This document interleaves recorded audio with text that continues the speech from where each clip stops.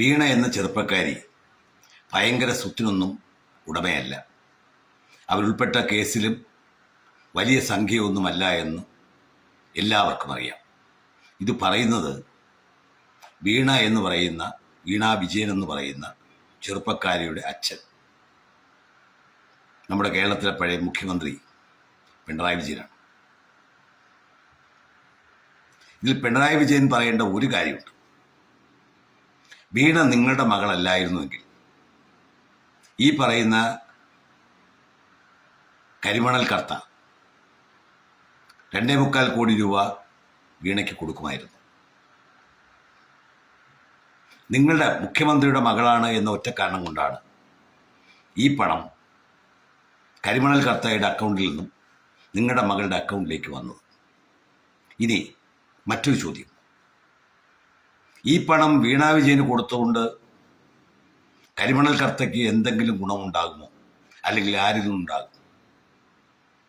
അതിന് സമാധാനം പറയേണ്ടത് നിങ്ങളാണ്. കാരണം നിങ്ങളുടെ അക്കൗണ്ടിലേക്ക് പണം വരാതെ മകളുടെ ഒരു കമ്പനിയുടെ അക്കൗണ്ട് വഴി കരിമണൽ കർത്ത ഇത്രയും തുക നിങ്ങളുടെ മകളുടെ പേരിൽ കൊടുത്തിട്ടുണ്ടെങ്കിൽ അതിൻ്റെ ഗുണമനുഭവിച്ചിട്ടുള്ളത് നിങ്ങളിലൂടെ ഈ കരിമണൽ കർത്തയാണ്. ഒരു ചെറിയ സംഖ്യ കൈക്കൂലി വാങ്ങിച്ചാൽ പോലും ഈ രാജ്യത്തെ ഒരു സർക്കാർ ജീവനക്കാരൻ്റെ വിജിലൻസ് പിടികൂടാം, അയാളുടെ ജോലി നഷ്ടപ്പെടാം, അയാളുടെ ഫോട്ടോ പത്രങ്ങളിൽ വരും, അയാളുടെ കുടുംബം തകരും.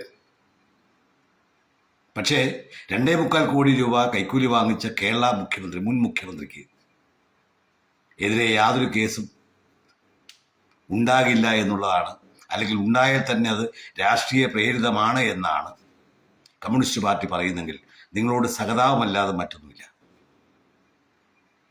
എന്തായാലും വീണ വിജയന് പണം കൊടുത്തിട്ടുണ്ടെങ്കിൽ ആ പണം കൊടുത്തിട്ടുള്ളത് വീണ വിജയനല്ല. ഒന്നുകിൽ വീണ വിജയൻ്റെ പിതാവ് കേരളത്തിലെ പഴയ മുഖ്യമന്ത്രിക്ക്, അതല്ലെങ്കിൽ വീണ വിജയൻ്റെ ഭർത്താവ് പഴയ പൊതുമരാമത്ത് വകുപ്പ് മന്ത്രിക്ക്. ഇവരിൽ ആരാണ് ഈ കൈക്കൂലിയുടെ ഗുണമനുഭവിച്ചതെന്ന് പറയേണ്ടത് ഈ അമ്മാവനും മരുമോനും, അവർ രണ്ടുപേരും കൂടി ചേർന്നാണ്. ഈ പ്രിവെൻഷൻ ഓഫ് കറപ്ഷൻ ആക്ട് എന്ന് പറയുന്ന ഒരു ആക്ട് നമ്മുടെ രാജ്യത്തിലുണ്ട്. അതിൻ്റെ സെക്ഷൻ 7 ഒരു പൊതുപ്രവർത്തകൻ കൈക്കൂലി വാങ്ങുകയോ കൈക്കൂലി ആവശ്യപ്പെടുകയോ ചെയ്യുന്നത് കുറ്റകരമാണ്. ഈ പൊതുപ്രവർത്തകൻ എന്ന പദത്തിൽ കേരളത്തിലെ മുഖ്യമന്ത്രി ഉൾപ്പെടും, കേരളത്തിലെ മന്ത്രിമാരും ഉൾപ്പെടും. കരിമണൽ കർത്ത ഈ പണം കൊടുത്തത് എന്തിന് എന്ന്, അല്ലെങ്കിൽ ആരെ സ്വാധീനിക്കാനെന്നുള്ളത് വീണ വിജയനിലൂടെ ഈ പണം കൈമാറ്റം ചെയ്യപ്പെട്ടു എന്നുള്ളതല്ലാതെ വീണ വിജയന് വേണ്ടിയല്ല ഈ പണം കൊടുത്തത് എന്നുള്ളത് ഒരു വസ്തുതയാണ്. ഇവിടെ യഥാർത്ഥത്തിൽ ഇതിൻ്റെ ഗുണഫലം അനുഭവിച്ചതാരാണോ അവരും ഈ കേസിൽ പ്രതിയാകേണ്ടതാണ്. ഇനി നിങ്ങൾ നിങ്ങളുടെ മകളെപ്പറ്റി സംസാരിച്ചപ്പോൾ മറ്റൊരു കാര്യം കൂടി പത്രസമ്മേളനത്തിൽ പറഞ്ഞു. ഹവാലയുമായി എനിക്കോ എൻ്റെ മക്കൾക്കോ യാതൊരു ബന്ധവുമില്ല എന്ന് പറഞ്ഞു. നിങ്ങൾ ഏതെങ്കിലും ഒരു കാര്യം ആദ്യം സംഭവിച്ചിട്ടുണ്ടോ? ഈ കരിമണൽ കർത്ത ആരാണ് എന്ന് നിങ്ങളോട് ആദ്യം ചോദിച്ചപ്പോൾ അങ്ങനെ ഒരാളെ കണ്ടിട്ട് പോലും ഇല്ല എന്നാണ് നിങ്ങൾ പറഞ്ഞത്. അറിയുക പോലും ഇല്ല എന്നാണ് ആദ്യം പറഞ്ഞത്. നിങ്ങൾ പിടിക്കപ്പെടുമെന്ന് കരുതുന്ന ഏതെങ്കിലും ഒരു കേസിൽ നിങ്ങൾ ആദ്യം കുറ്റം സമ്മതിക്കാൻ തയ്യാറായിട്ടുണ്ടോ? പക്ഷേ പതിയെ പതിയെ പുതിയ പുതിയ വിവരങ്ങൾ പുറത്തു വരുമ്പോൾ നിങ്ങൾ പുതിയ പുതിയ കഥകൾ ഉണ്ടാക്കിയിട്ടുണ്ട്. ആ നിങ്ങളെ എങ്ങനെയാണ് കേരളത്തിൽ ജനങ്ങൾ വിശ്വസിക്കുക? ഒരു മുഖ്യമന്ത്രിയുടെ അല്ലെങ്കിൽ ഒരു പൊതുപ്രവർത്തകൻ്റെ വിശ്വാസ്യത മൊത്തം നഷ്ടപ്പെടുത്തിയിട്ടുണ്ട് നിങ്ങൾ.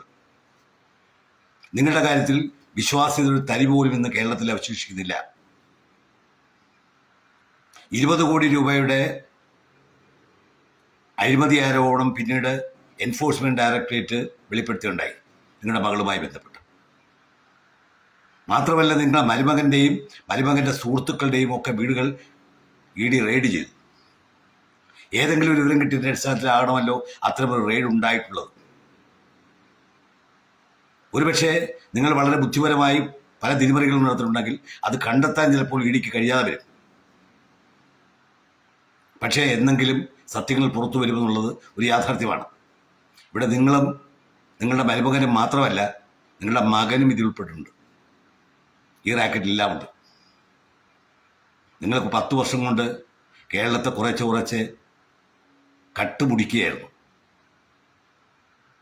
നിങ്ങൾ എന്ത് ചെയ്താലും അതിനൊക്കെ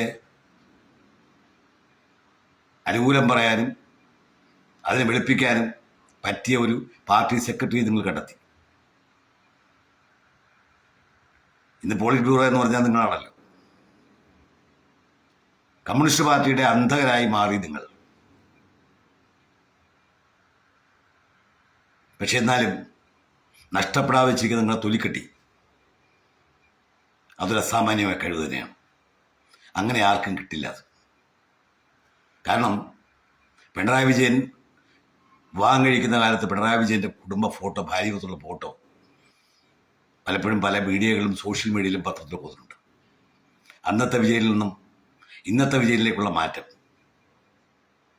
രാഷ്ട്രീയം മാത്രം തൊഴിലായിട്ടുള്ള മറ്റൊരു പണിയും ചെയ്യാത്ത പിണറായി വിജയനിൽ വന്ന മാറ്റം